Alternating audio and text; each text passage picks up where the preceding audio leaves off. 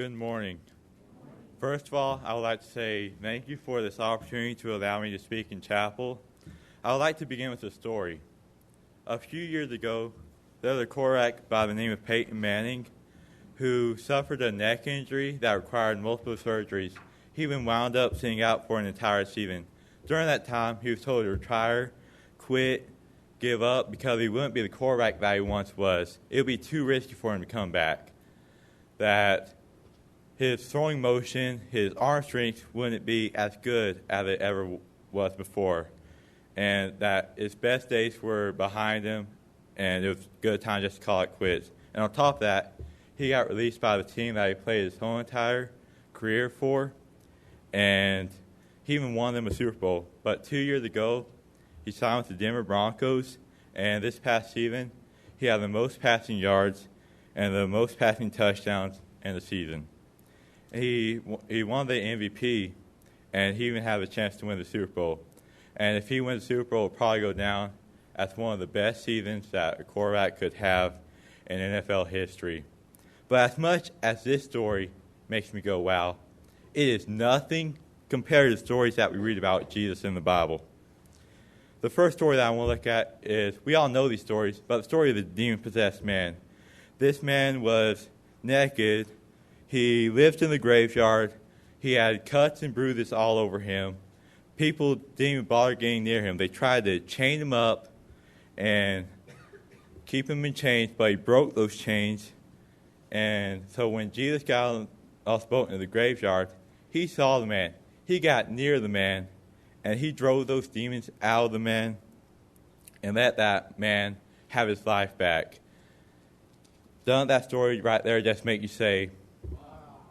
But not only that, he used that man to go and preach in the town where everybody ignored him. He used that man to stay there and preach what Jesus had done for him. Does that just make you say, wow? The next one I want to look at is the story of the feeding the 5,000. He fed the 5,000 with five biscuits and 2 fish. Now, this was a Long John Silver's meal. It wasn't a big meal. It was a kid's meal. The biscuits probably were about this big. The fish probably were not fish like I catch, but fish like Ben right there catches this one. And he didn't just feed 5,000 men, but he fed 5,000 men plus women and children. Doesn't that story right there just make you say, wow? But there was also still 12 baskets full of leftovers after feeding all that. And I like to imagine that the boy came back with all this food, because that's where they got food. He came back and told his mom. The mom asked, "So what did you do today?" And the boy was like, "Well, I was just walking around. Then Jesus comes up to me and says, 'Hey, can I take your food to feed all these people?' And the boy was like, 'Sure.' And then Jesus hands him all this food, this 12 basketful of staff, and the boy takes it back to his home and tells the story to his mom. His mom's probably thinking, 'Wow, son, why are you lying to me?'" So doesn't that story right there just make you say, wow? The next one is when Jesus walked in the water. I don't need to say anything else. Just walking in the water. Doesn't that story right there just make you say, wow? And now the resurrection. Jesus was nailed to the cross. He was beaten. He was spat on. He was mocked. They stabbed him with a spear till the blood poured out. They made sure that he was dead. They took him off the cross. They put him in his tomb, and they put a big boulder around it, and they put guards all around it. But like Jesus said he would, on the third day, he came back from the dead. Doesn't that story right there just make you say, wow? Wow. But the story that I want to focus on today is the story of Saul of Tarsus. Saul of Tarsus was a terrorist. He was a man, like in the Osama bin Laden character. He had no mercy anywhere he went. He went around killing Christians just like you and me, and he was a zealous man. He thought that what he was doing was right. He was so devoted to what he was doing, so focused. But one day, when he was walking on the road to Damascus, there was all of a sudden a bright light shone down, and he fell at his knees and was quiet, and he heard this voice from the sky saying, "Saul, Saul, why you persecute me? And Saul immediately knew that was the Lord because he says, who are you, Lord? And when he hears the voice saying, I'm Jesus of Nazareth, whom you are persecuting, Saul must have thought, wow, I just hope that he'll be able to show some mercy on me. Will be able to allow me to live. Will let me go off in a secluded place and never show my face again. But not only did God show him mercy, but not only did God show him mercy, he made him one of his biggest tools. He made him go and minister to churches like Corinth, Ephesus, Thessalonica, Galatia. But not only did Paul write letters, he went there and preached the gospel in all those places. And even in 1 Timothy chapter 1, verse 15, like Caleb read earlier, we see that Paul also called himself the worst sinner that there could possibly be.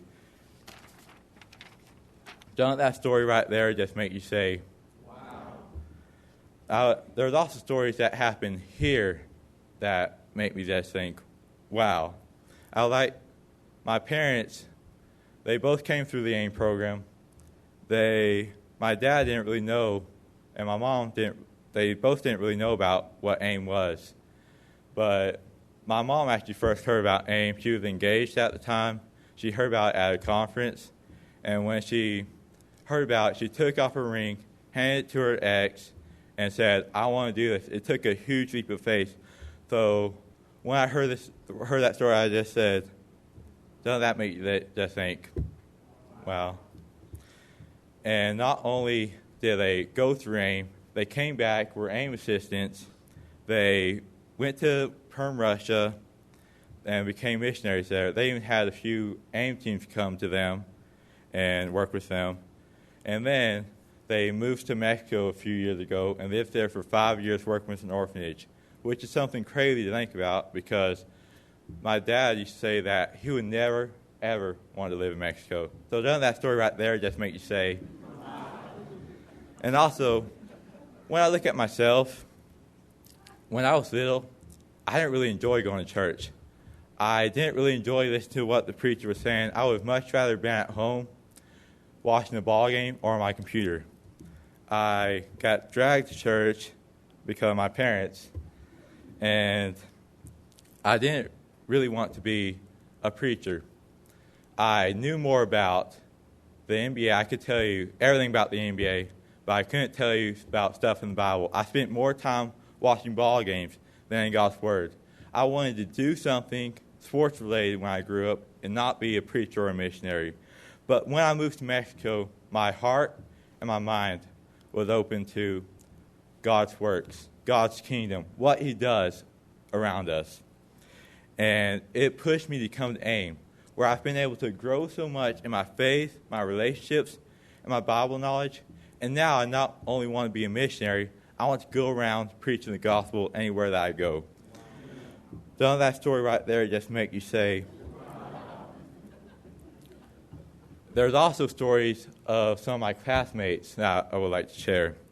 Ryan Albritton, who couldn't be here today because he's sick, 2 weeks before AIM is when he decided to come. But he had none of his support. But in those 2 weeks, he was able to get all that support and to be able to come to AIM. Doesn't that story right there just make you say, wow.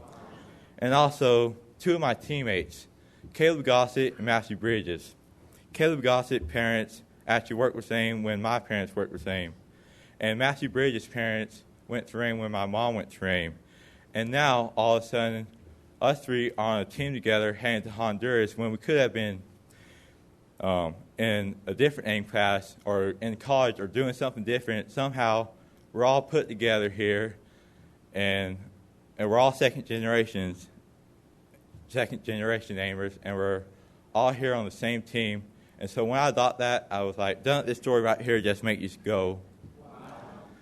Well, I would encourage you guys to not only reflect on what Jesus did in the Bible that make us go, wow, but reflect on your life. Reflect on the people's lives around you. And then ask yourself, doesn't that just make you go, wow. Thank you.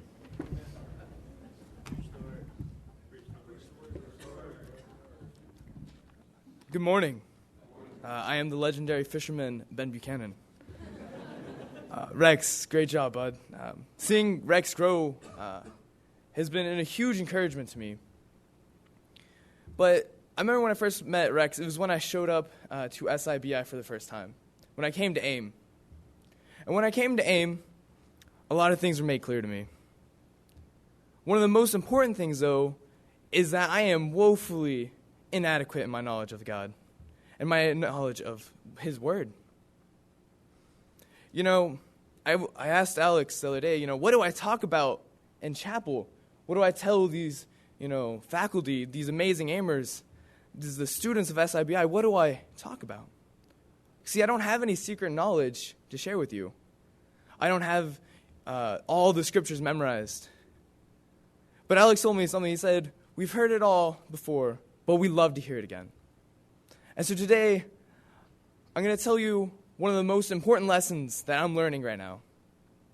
See, I always ask questions when I try to start a Bible study. I'll ask questions such as, what is the superpower that the church has? What are my motives behind wanting to be a missionary? What are my motives behind being a preacher or a teacher? But recently I've asked my question over and over, is, how do I show God's love? I read the Bible and I see, God's will. And I see all these great understanding knowledge that I get from the teachers. But for some reason, it didn't click with me on how to show God's love. And I'm one of those people, who I have to see something. I have to have a picture painted for me to understand it. And so I'm going along, and it hits me. So today I want to share with you a very simple question, but one that is so essential to Christianity. Now this question is, are you merciful? And I think some of you might think, why is this so important? It's important because without mercy, without love, you don't show mercy. When Jesus came down to this earth, He showed mercy everywhere. Jesus healed the sick. Jesus touched the untouchable. He gave ears to the deaf, legs to the crippled, eyes to the blind. Jesus, wherever He went, He showed love and compassion and gave them mercy. You see, He didn't simply look at the leopards, but He reached out His hand and He healed them. You see, Jesus will always touch the untouchable, forgive the unforgivable, and love the unlovable. Jesus didn't just simply look down from heaven and in cold indifference say, give them what they deserve. No, He came down. He lived with us. He suffered like us. And then He did what was so incredible is that He died for us. Not because of works we did in righteousness, not because we took the proper steps and elevated ourselves to the deserving poor, but according to His mercy. So many times I lose track and my focus shifts. And it wasn't until I focused on the fact that Jesus has shown me all the mercy in the world.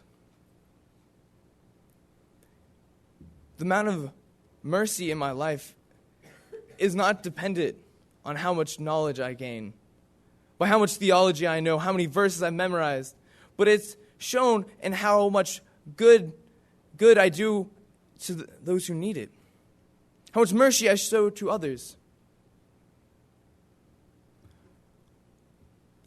When I was looking for an illustration,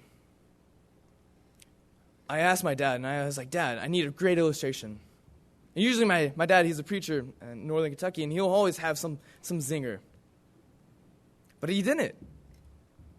For once, the internet failed us. But then I realized something really important. That to look for mercy, I don't go to the internet. I look to my own life. And so I thought back to a time. It was in middle school.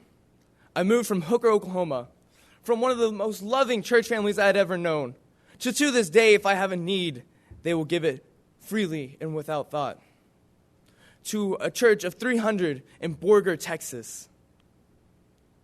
And I'd go to school, and I'd go to the cafeteria, and this is a middle school cafeteria, and you know how those are. You look around and you see the popular kids, and you look over there and you see the athletic kids, the cool kids, but then you see the unpopular kids. And you don't want to sit with the unpopular kids because you don't want to be a ridicule. You don't want to be that new kid on the block. So what I'd do is I would get my tray. I'd look around.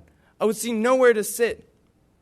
I would take my tray, I'd put it in the trash, and just go hide in the classroom. Because I didn't want to be known as someone who didn't have a place. And then one day, as I'm going to the trash can to dump it, I hear this voice. Ben! Come sit with me. It's this skinny, tall, blonde-haired kid who changed my life. This kid's name, he's a man now though, his name's Paul Tillion.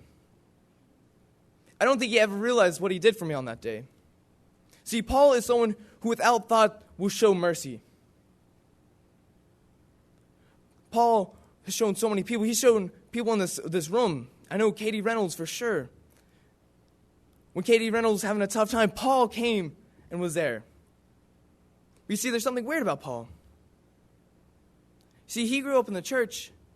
He knew that he had to be baptized. He knew that he had to do something more.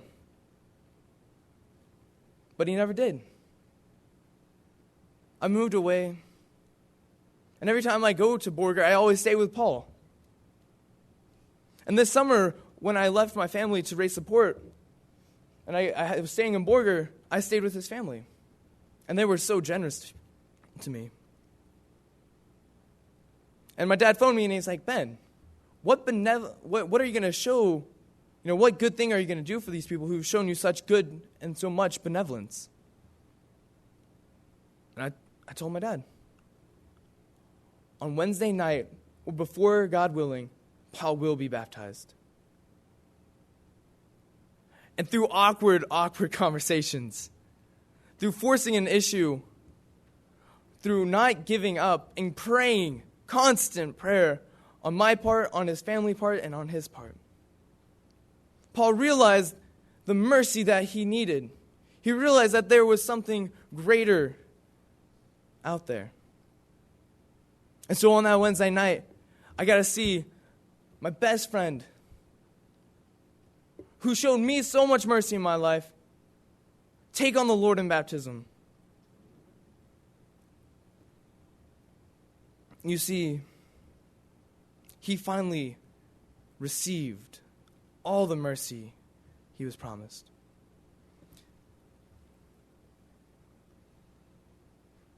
In Matthew 5:7, it says, "Blessed are the merciful, for they shall receive mercy." Have you experienced this mercy? Then how is it possible that we not display it in our lives? I go through my life and I see a homeless man, and this is Lubbock, I see him. And yet my heart is sometimes hardened, and I don't reach out to him, I don't try to tell him about the news I have. The wonderful saving news of Jesus Christ. I challenge you, when you go through school, when you go through your life, when you go to Walmart even, look for opportunities to show mercy, because they're there. But more importantly, look for the opportunity to show someone the mercy of God. Blessed are the merciful, for they shall receive mercy.